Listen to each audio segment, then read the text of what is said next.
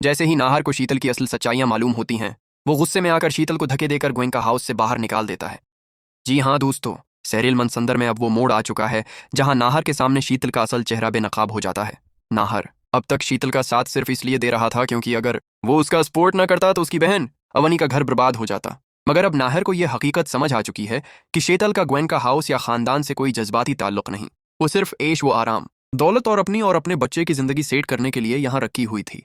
कहानी उस वक्त नया रख लेती है जब शीतल यही सच्चाइयां रोमल से बात करते हुए कह रही होती है और नाहर ये सब सुन लेता है। इसी लम्हे नाहर को एहसास होता है कि उसने रूही को धोखा देकर बहुत बड़ी गलती की है। वो फौरन फैसला करता है कि अब वो सारी सच्चाइयां रूही को बता कर रहेगा, क्योंकि अगर अब भी सच न बताया गया तो रूही मुकम्मल तौर पर टूट जाएगी। आगे कहानी में एक और चौंका देने वाला इंकिशाफ होता है कि रूही की अपनी दादी ने नाहर की दादी के साथ हाथ मिला लिया है। ये बात जल्द ही समर और जूही को भी मालूम हो जाती है। जैसे ही उन्हें पता चलता है कि रूही की अपनी दादी ही उसका घर बर्बाद करना चाहती है और वो सोनी और दादी के साथ मिलकर साजिश कर रही है, दोनों के होश उड़ जाते हैं।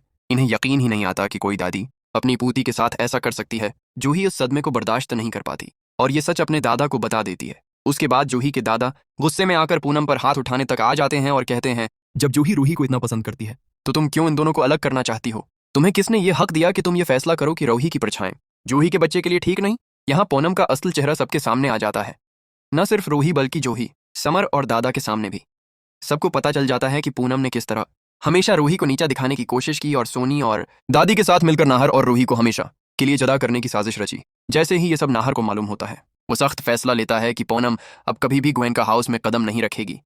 नाहिर साफ लफ्जों में कह देता है कि अगर पूनम इस दिन जूही को दाऊद देने गोयनका हाउस ना आती तो दादी और सोनी इतनी बड़ी चाल कभी नहीं चल पाते। असल धचका तब लगता है जब ये इंकिशाफ होता है कि रूही की अपनी दादी ने सोनी और नाहर की दादी के साथ सौदा कर लिया था। शर्त यह थी कि अगर वो रूही की दूसरी शादी करवा दे तो मन्नी और बेटू को गोयनका हाउस की जायदाद में बराबर का हिस्सा मिलेगा। लालच में आकर रूही की दादी इस साजिश का हिस्सा बन जाती है और जज्बाती ड्रामा करके रूही को दूसरी शादी के लिए भी राजी कर लेती है, जबकि रूही को अंदाजा ही नहीं होता कि उसके साथ कितनी बड़ी चाल खेली जा रही है। लेकिन दोस्तों, सच ज्यादा दिन छिप नहीं सकता।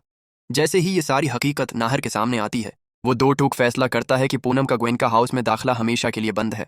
कहानी अब एक ऐसे जज्बाती मोड़ पर पहुंच चुकी है जो नाजरीन के दिल हिलाकर रख देगा। आपको कैसा लगा आज का ये अपडेट? हमें कमेंट बॉक्स में जरूर बताएं और ऐसे ही ताज़ा, जज्बाती और दिलचस्प ड्रामा अपडेट्स के लिए हमारे चैनल को सब्सक्राइब करना ना भूलें।